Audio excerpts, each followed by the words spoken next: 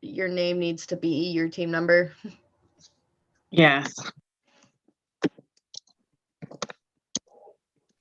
To remind them they can jump on early and set up their cameras and check them with us. I know. Okay. I'll add that. Okay, so we're live now. Yes, we are. Okay.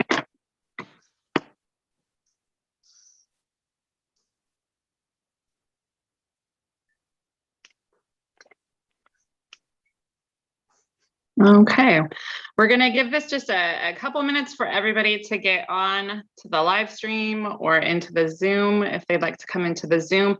Teams, you are allowed to have someone log into the Zoom. We just can't have everybody log into the Zoom, but if you would like to ask a question during the driver's meeting, then one of you can log in onto the Zoom to ask questions. And we'll be letting everybody in on the Zoom too here in just a minute.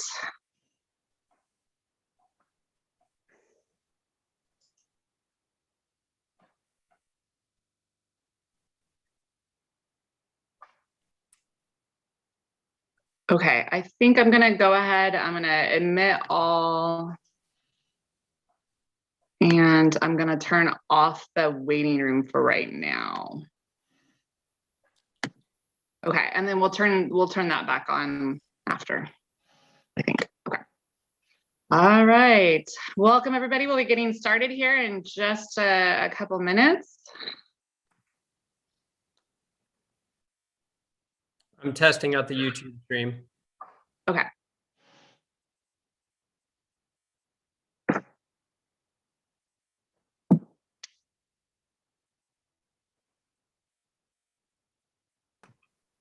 Okay, stream looks good.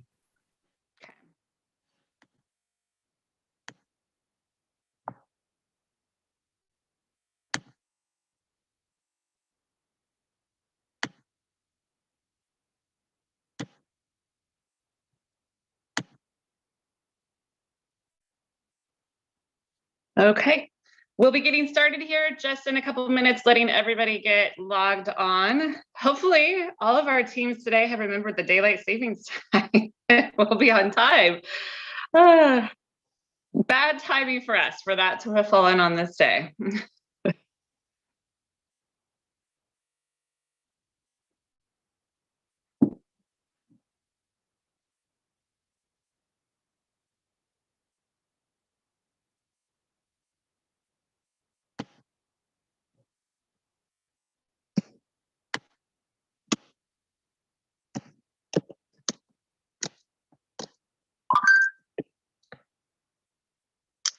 No, Colin, you don't need video on for this part.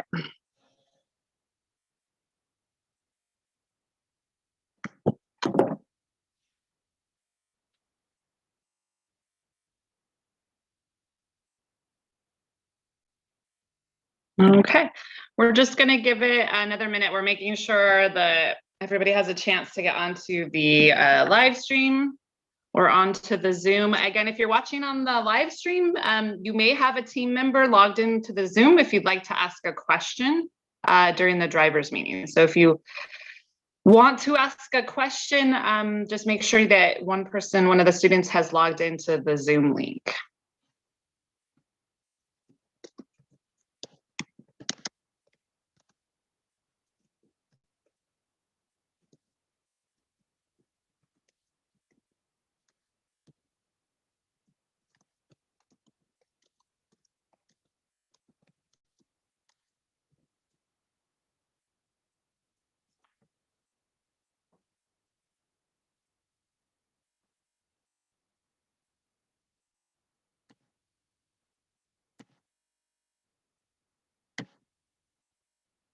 Okay.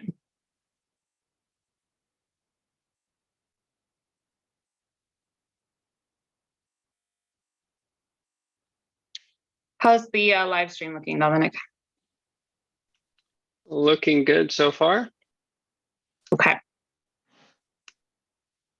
Should we give it another minute for more to get logged on? Yeah, I would. Okay.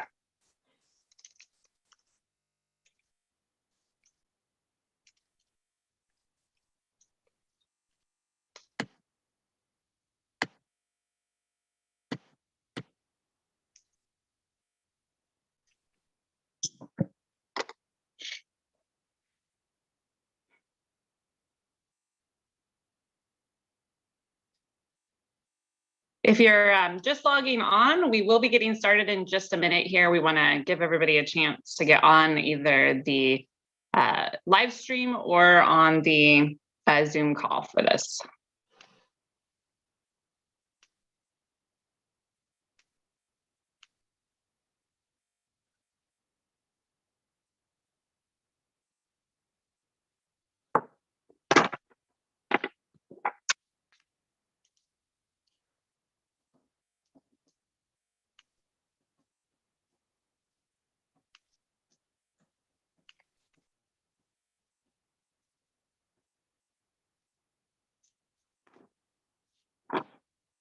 Charity, I have everything ready on robot events as well.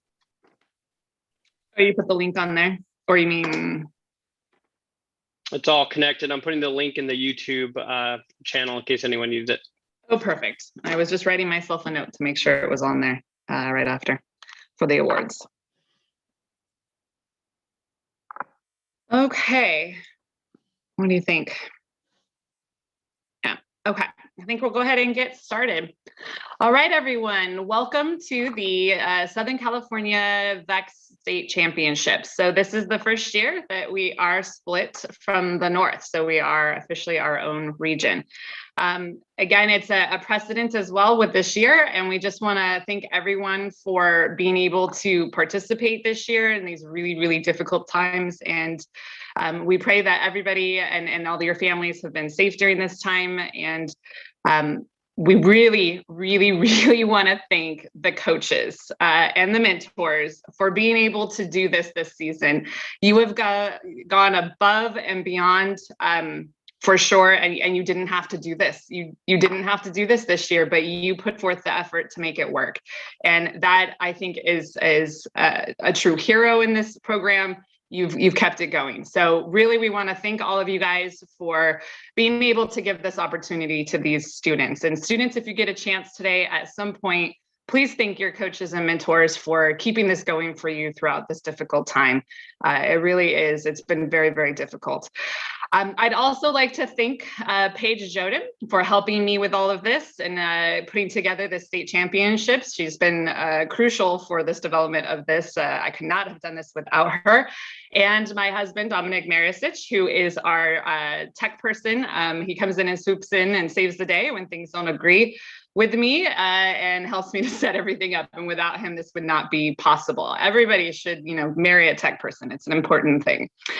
Our volunteers that are all here, we're going to have our judges that will be kind of popping in and out and coming back for deliberations, and our judge advisor, Joe Amaro, who is he works down in Sweetwater School District down in San Diego, and he's been running VEX events and coaching for over 10 years. He has experience as a judge advisor at Worlds the past couple of years, and so he brings to this a lot of experience to the judging team, and we'll be seeing him later today.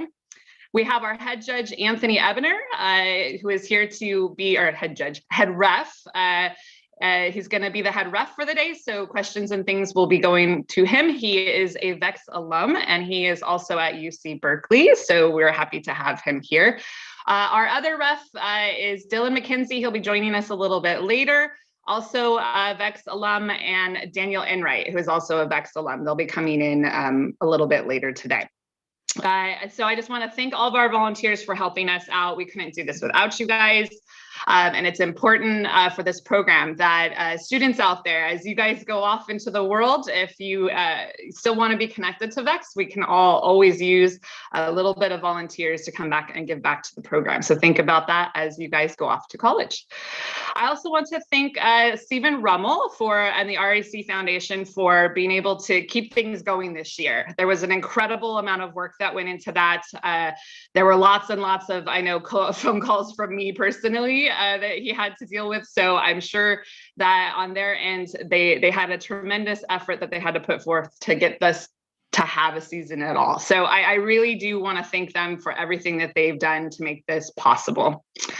All right, we're going to go into some logistical things for today that are very, very important.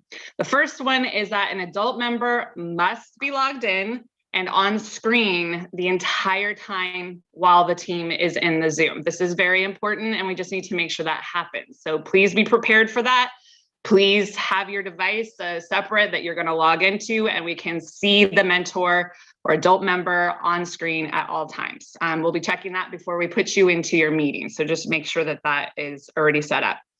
Please come into the Zoom early, about 5 or 10 minutes early before your time. We need to check that your video setup is on the field is going to be correct before we move you into your time slot. This is really, really important. We need to be able to see all of the goals simultaneously with one video shot. So we went over this at coaches meeting, but I want to make sure that we have reiterated this.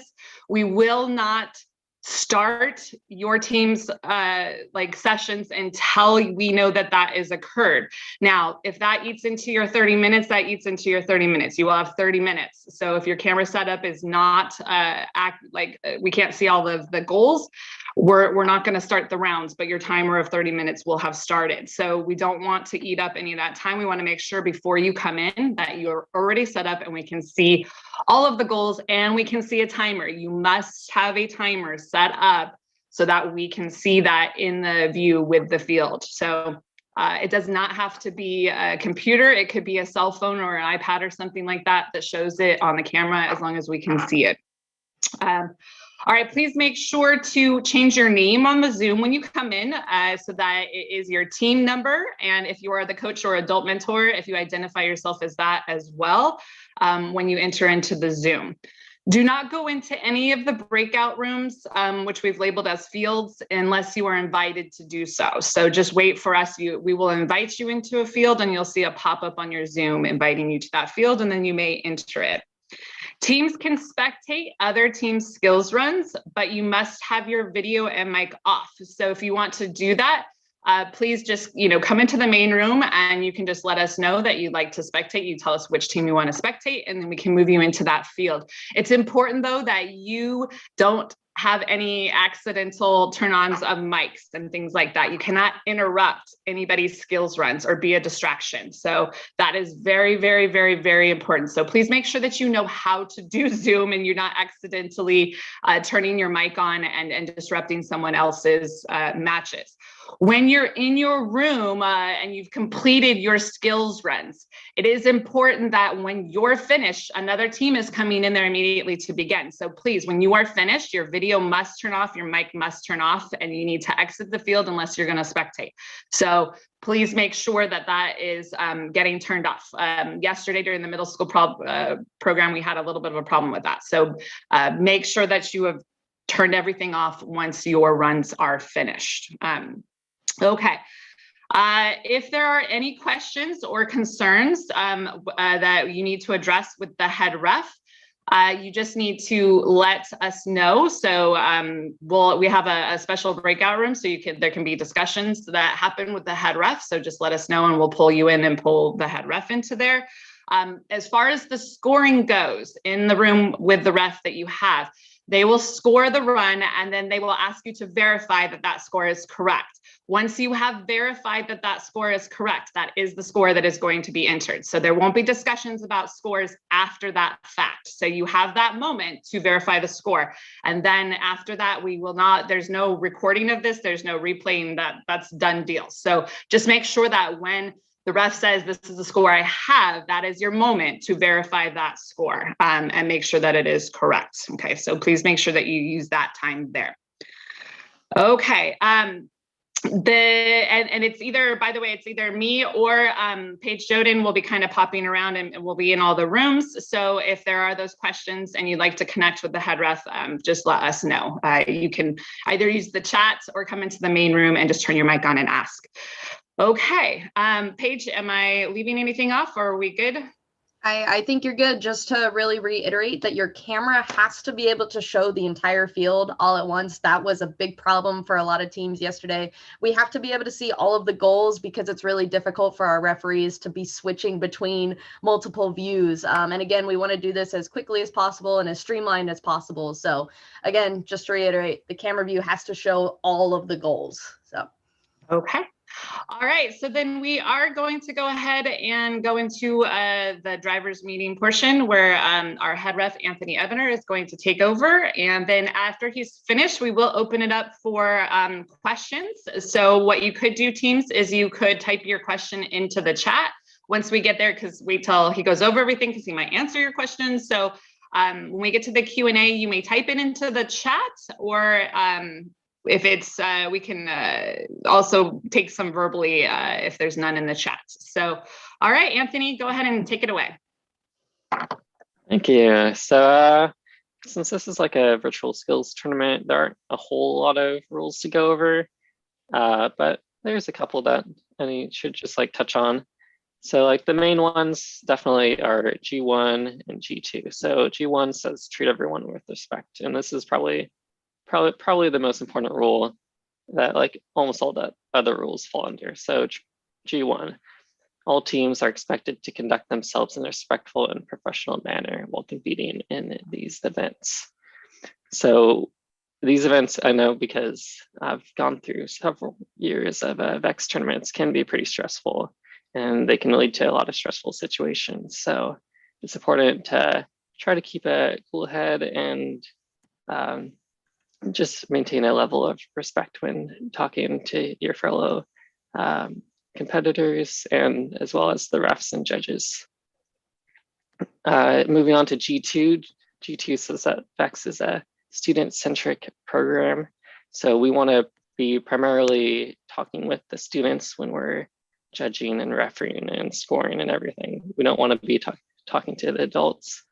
We don't want to see the adults working on the robot, touching the robot, or anything else that can be construed as a violation of G2. For some more specific game rules, again, since this is primarily skills, there aren't a whole lot of really niche rules we have to go over, but just like probably the main one is just like the definition of scored, since we're scoring balls. So a ball is scored, which I'm sure you all know, if the ball is fully under the outer edge, or fully under the upper edge, I should say. It's partially within the outer edge of the goal, and it's not contacting the foam tile outside of the goal. So those are the three main criteria.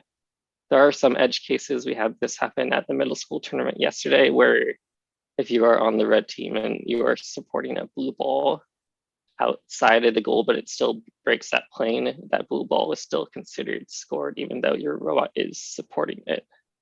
And that was one of the questions in the Q&A we saw. So that's it for the definition of scored. Just probably one last rule that's important to talk about, and it was like mentioned earlier, is just T1 and T2. So T1 just says that the head referee has ultimate authority on ruling decisions during the competition. So these decisions will be final. We won't be reviewing any sort of tape or recording, screenshots, or the like. And if you do want to talk with me, as Ms. Marisich said, you can just let them know, and we can go in a room or just discuss whatever needs to be discussed. Also, one really important thing is that you all are scoring the match like as or after it takes place, just to verify. That really helps out the referees and judges a lot, because it lets us know that we're scoring it correctly, and keeps us accountable. And like we said, and please confirm that we did get the score correct. We won't be rescoring after the field has been reset, and give the referees time to score after the match. Don't just immediately reset the field. And that's about it for me. Let me know if you have any questions, and I hope you all have a great event. All right, again, you can type it into the chat, or if you have a hard time with that, you can turn your mic on and ask.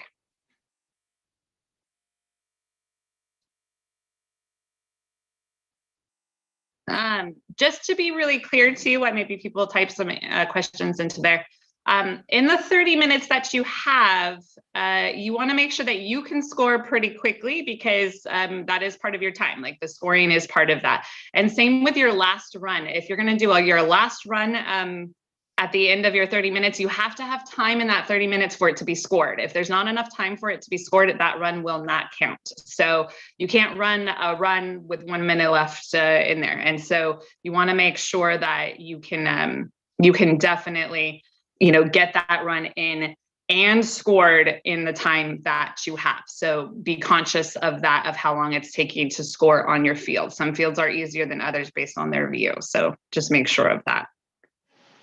Let's see here.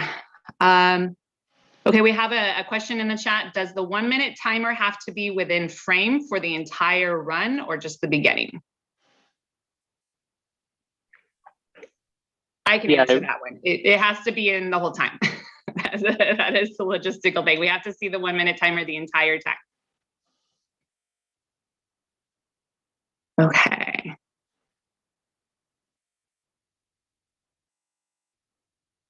Anybody else? Any other questions?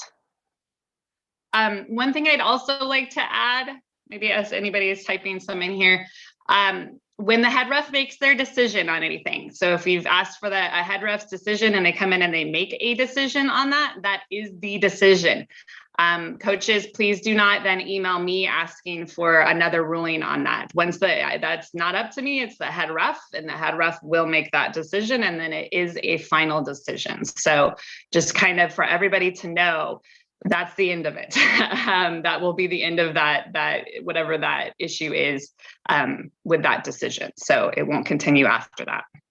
Yeah, just to add on to that, even if you bring up a rule to us later in the email, we will not be considering that. It is your responsibility to have the game manual there when that deliberation is going on with the head referee. So please do not send us rules that you found. Oh, I found this Q&A. It's your responsibility to know that stuff and bring it to it when the problem is occurring. So.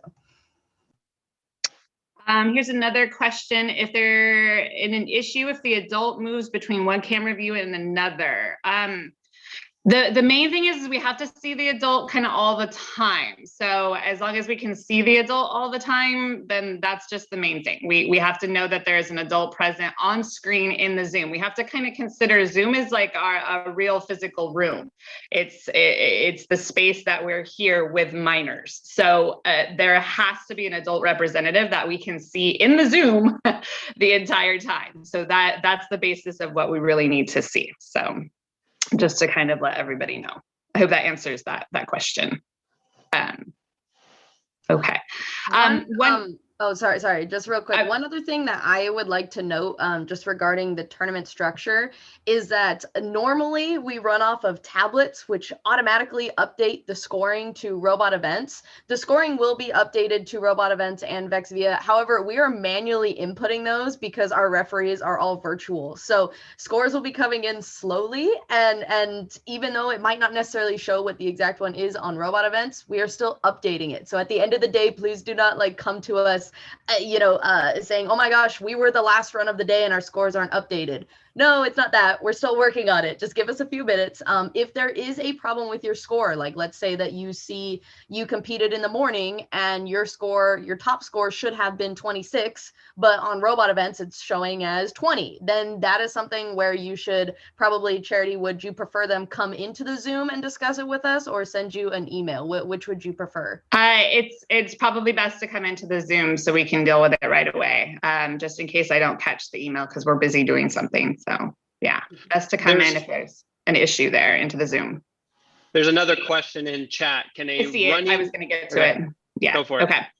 All right. So there's a question there. Can timer be a running clock? We have used that in past skills tournament. Again, I just want to reiterate, this is the state championships and it doesn't matter what happens in a previous event. So just so you know, now we need the timer to be visible with 1 minute on there running down. That's what we need, just as if it was at a real tournament. So again, this could be a timer on a cell phone or an iPad or something like that, but it does need to be a timer. So I'm not sure what maybe what you mean by running clock, but just it needs to be a timer that is going to start with 1 minute. And at the 1 minute, the person who's doing the timing says, 3, 2, 1, starts, and the team starts. And we can see that that happens simultaneously, that the timer begins when the robot is moving. So we need to be able to see that. I hope that answers that question there. One other thing, just as a note, that did happen as well yesterday. If you are using the VEX competition switch to start your auton and it fails, unfortunately, that still counts as your run. I know that if you look in the game manual, it does say, if there is a field issue that that can be addressed and runs can be redone. Well, I want to explain to everybody that the field is the Zoom call for us. That is the field equipment. Everything else is yours at your place. And we cannot verify if it was a competition switch issue or a robot issue because we aren't physically there. So the only thing that as is considered the equipment of this competition is the Zoom call. So the Zoom call is the only thing that if there was an issue, a direct issue with that we would do extra time or redo runs or things like that. So just kind of keep that in mind. Everything going on at your physical situation is just your stuff. It's just like your robot. So if you don't have to use the competition switch. So, that's totally up to you. It's not a thing that you have to do. So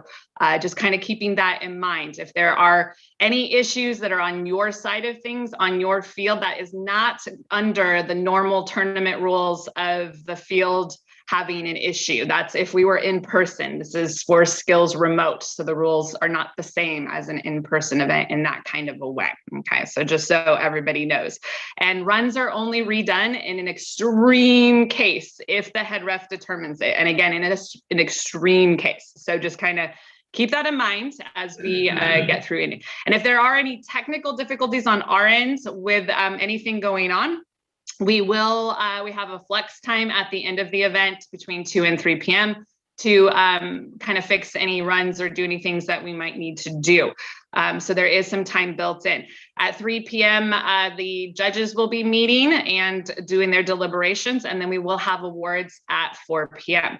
It will be on the live stream, the same live stream that we're currently using on the channel. There will be the awards being live streamed, so you can go on to there. Again, we can also have a student, if they'd like to, log into the Zoom. And when we do the awards, if you win an award, you are more than welcome to turn your mic on and say thank you if you'd like. And teams, if you hadn't already, if you would like to send me a photo of your team, we would put the photos up of the team as well if they win the award. So that's kind of up to you, but you need to get that to me kind of early if you can. If you haven't done so already. Now, just to kind of also reiterate, the main events, all of the skills runs, those will not be live streamed because we have 3 different breakout rooms, and that was just something that we weren't able to put together. So the live stream will not be going on, and there is no parent spectating or other spectators coming into the event. Only registered teams can come into the event. So just kind of everybody knows that as far as that goes. All right. That I just want to say. So I would say the easiest way and the most surefire way of doing the timer is to use the driver skills and programming skills button on your remote controller. Now, we had a couple of teams where they would have a timer and then the timer would say 3, 2, 1, go. And their team wasn't using the stop button, the programming skills button on their remote controller. And we had an incident where the team started driving, but the timer didn't start until about 3 to 4 seconds after. If that happens, like Anthony, do you want to clarify what would happen if we were to start, like if the robot were to start at a different time that the timer were to start? Yeah, we just need to be sure that the robot is starting and ending in the 1 minute period. So like if there's any timer delay, then that run would not be valid because we can't confirm that you actually took up the whole minute. So yeah, that run wouldn't be valid.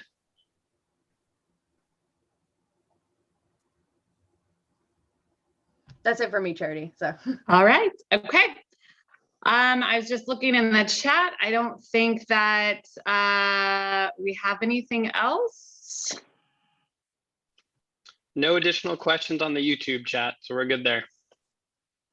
Okay. All right. I think we are all set then. All right, teams, those of you that are up at 8:30, just make sure to come into the Zoom and kind of be ready by 8:25 so we can get you into your rooms and check your camera view really quickly.